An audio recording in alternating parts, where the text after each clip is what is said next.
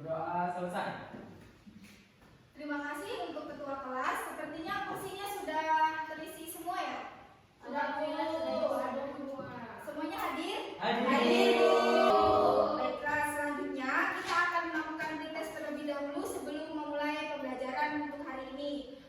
Boleh gadgetnya dikeluarkan. Ibu sudah mengirimkan soal di grup WA ya? Ya, Bu. Baik, Bu. Untuk pengerjaannya 5 menit ya. Baik, Bu. Dimulai dari sekarang. Oke, Bu.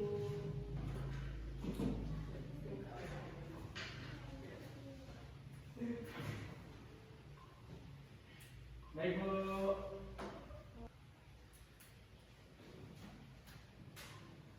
Apakah sudah selesai?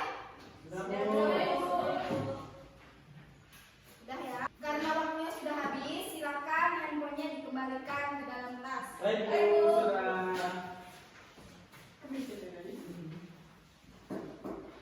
Ibu ada sesuatu, yaitu di depan ini ada 2 gambar. Coba kalian amati gambar pertama. Apa yang kalian lihat pada gambar pertama ini? Ya, Bu. Ya, Mbak ya?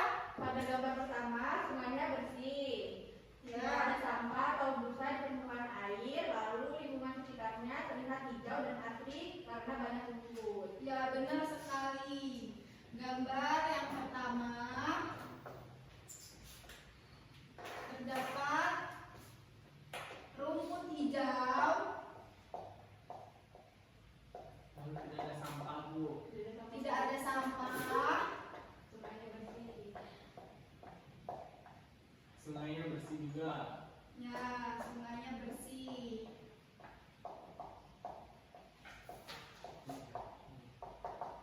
Ada tumbuhan Ada hijau, Bu. busa, tidak ada busa. Ya. Oh iya.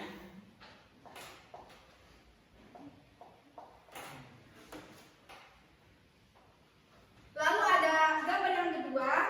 Coba kalian amati gambar kedua ini. Apa yang kalian lihat pada gambar tersebut? Ya, Bu. Ya, Jalpa. Sungainya kotor, Bu, banyak sampahnya. Ya, terus?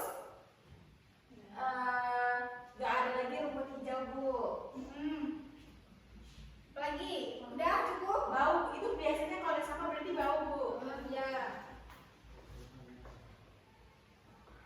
Apa yang gambar kedua tadi tidak ada? Sampah. Tidak ada Ada rumput. Rumput hijau. Ada sampahnya banyak. Sampahnya Banyak. Banyak. banyak.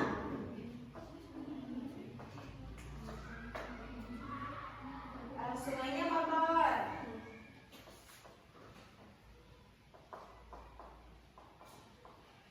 Ya, sudah, Bu. Ibu mau bertanya, apakah kalian tahu mengapa tanaman di gambar kedua tidak ada?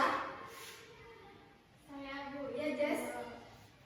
jadi itu karena jadi di gambar kedua itu tidak ada tanpa tidak ada tanamannya karena lingkungannya berubah Bu. Ya, benar sekali. Karena lingkungannya berubah, jadi tanamannya akan mati.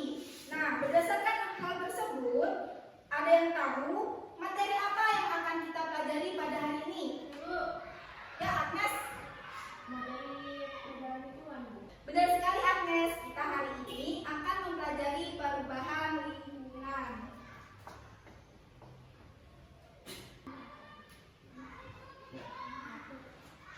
Setelah mempelajari materi hari ini, diharapkan peserta didik dapat mengidentifikasi konsep perubahan mulai dari definisi dan definisi perubahan lingkungan, menciptakan solusi mengatasi perubahan lingkungan, mengidentifikasi faktor-faktor perubahan lingkungan mulai dari faktor alam dan faktor manusia.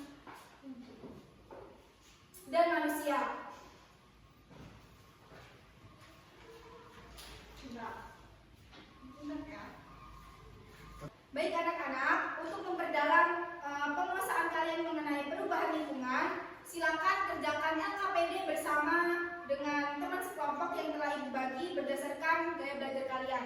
Kemarin sudah Ibu bagi ya kelompok kelompoknya ada 3. Ya, Bu. Iya.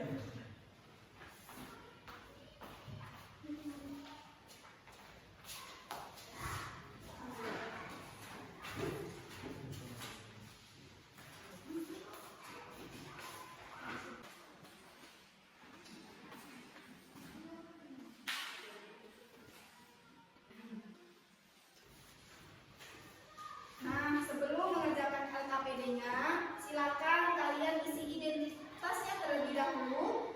Untuk pengerjaannya itu selama 15 menit. Ya? Baik, Bu. Sudah dapat semua kan LKPD-nya? Sudah, Bu. Nah, silakan dibaca LKPD-nya. Sudah, Bu. Apakah ada yang ingin bertanya? Tidak, Bu. Sudah, lanjutkan ya untuk mengerjakan LKPD-nya. Baik, Bu. Jangan dorong-dorong sih ya.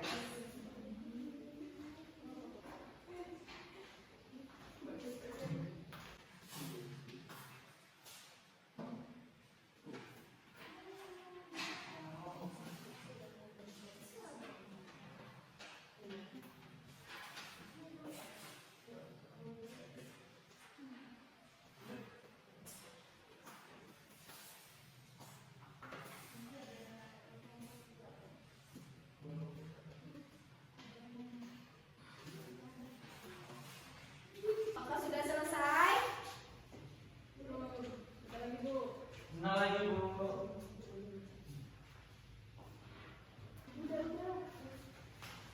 Baik, waktunya sudah habis. LKPD-nya silakan kumpul ke depan. Dan kita lanjut untuk mempresentasikannya.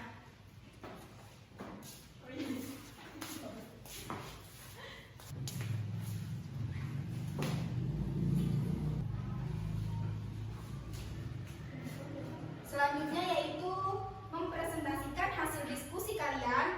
Untuk kelompok pertama silakan maju perwakilannya.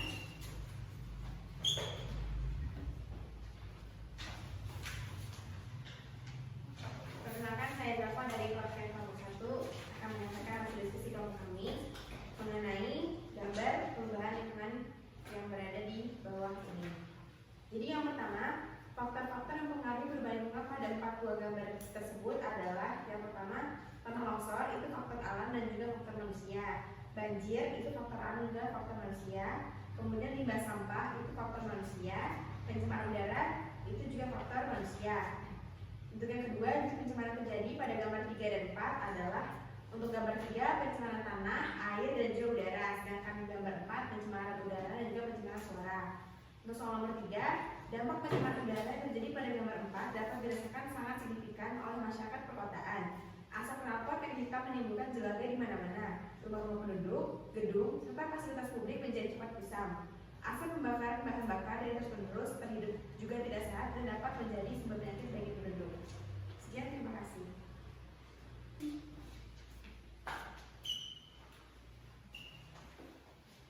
Baik, untuk kelompok 1 terima kasih presentasinya. Selanjutnya yaitu untuk kelompok 2, dipersilakan maju untuk perwakilan. Baik, ini saya dari perwakilan kelompok 2. Saya rekan saya Jejer akan mempresentasikan hasil diskusi kami tentang kerusakan lingkungan di Indonesia, khususnya di NTT. Rumusan masalah itu apa yang ditemukan dari bacaan tersebut, bagaimana kerusakan lingkungan yang terjadi dan bagaimana dampaknya. Nah, NTT itu merupakan provinsi dengan luas area kebakaran hutan dan lahan terbesar di Indonesia pada tahun pertama tahun 2023 mencapai 28.718 hektar. Bakaran ini sering dipicu oleh fenomena cuaca seperti El Nino yang menyebabkan musim kemarau panjang dan kekeringan dan dapat memperparah risiko bakaran. Dampak dari kerusakan lingkungan ini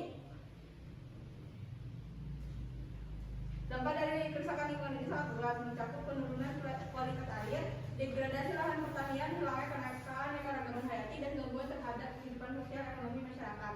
Oleh karena itu, diperlukan upaya yang lebih serius dan terpadu untuk mengatasi masalah-masalah ini, termasuk kebijakan pengelolaan lingkungan yang lebih ketat dan dukungan bagi masyarakat dalam adaptasi terhadap perubahan lingkungan. Nah, yang kedua itu mengapa kerusakan lingkungan tersebut bisa terjadi di Indonesia khususnya di NTT. Yang pertama itu ada deforestasi dan penebangan hutan. Lalu yang kedua itu ada pertanian dan peternakan intensif. Lalu pertanyaan ketiga, bagaimana solusi yang bisa dilakukan oleh pemerintah ataupun masyarakat untuk mengatasi kerusakan lingkungan yang terjadi di Indonesia khususnya di NTT. Ada berbagai solusi dari pemerintah maupun masyarakat. Yang pertama itu pemerintah dapat mengembangkan sistem pengelolaan sampah yang efektif, termasuk pemisahan sampah, daur ulang, dan pengolahan limbah berbahaya. Lalu yang kedua ada rehabilitasi dan restorasi ekosistem. Lalu masyarakat bisa mengurangi pembukaan lahan dengan cara bakar yang sering menyebabkan kebakaran hutan. Sekian presentasi dari saya. Apakah dari teman-teman ada pertanyaan? Silakan. Jadi baik, saya ingin bertanya, tadi kan sudah dijelaskan ada terkait rehabilitasi dan restorasi ekosistem. Nah itu bagaimana ya? Apakah bisa dijelaskan lebih rinci? Oke, saya akan menjawab. Jadi rehabilitasi dan restorasi ekosistem itu melakukan program rehabilitasi hutan dan lahan kritis melalui penanaman kembali dan restorasi ekosistem yang rusak. Lalu mengembangkan kawasan konservasi dan taman nasional untuk melindungi keanekaragaman hayati. Penjawab saya.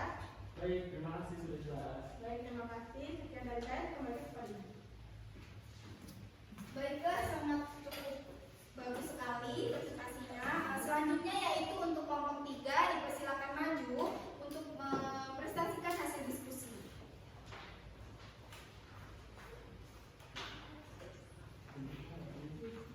Baik, terima kasih. Di sini saya perwakilan dari kelompok 3 dengan anggota kelompok fisika akan mempresentasikan hasil diskusi kami. Jadi yang pertama, pada gambar tersebut apa faktor dari permasalahannya? Jadi permasalahannya itu adalah deforestasi atau penebangan hutan. Deforestasi itu merupakan penghilangan atau pemungutan hutan yang seringkali dilakukan untuk membuka lahan bagi pertanian, pemukiman, atau pembangunan infrastruktur.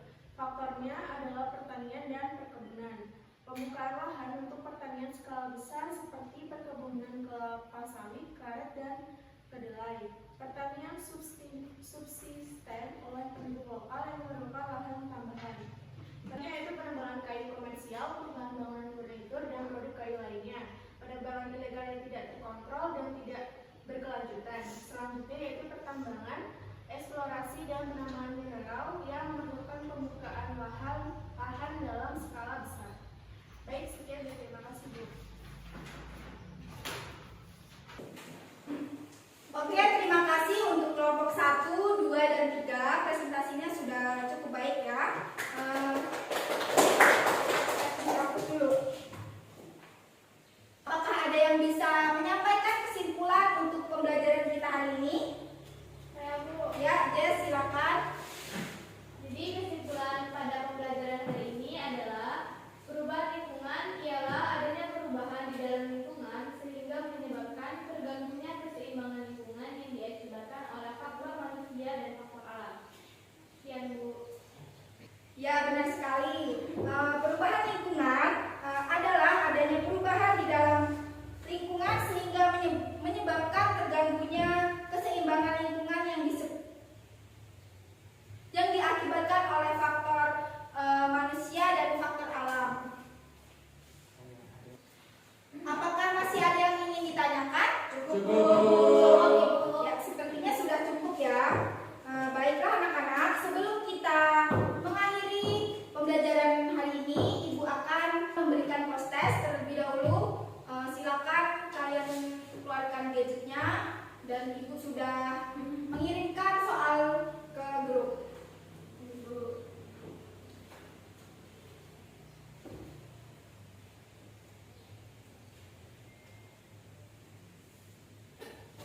Sepertinya sudah cukup ya. Baik, cukup sekian untuk materi hari ini. Untuk mengakhiri pembelajaran hari ini, alangkah baiknya kita berdoa terlebih dahulu kepada ketua kelas. Dipersilakan untuk memimpin doa. Baik, untuk mengakhiri pembelajaran kita pada hari ini, mari kita berdoa menurut agama dan kepercayaan masing-masing. Berdoa mulai. Berdoa selesai.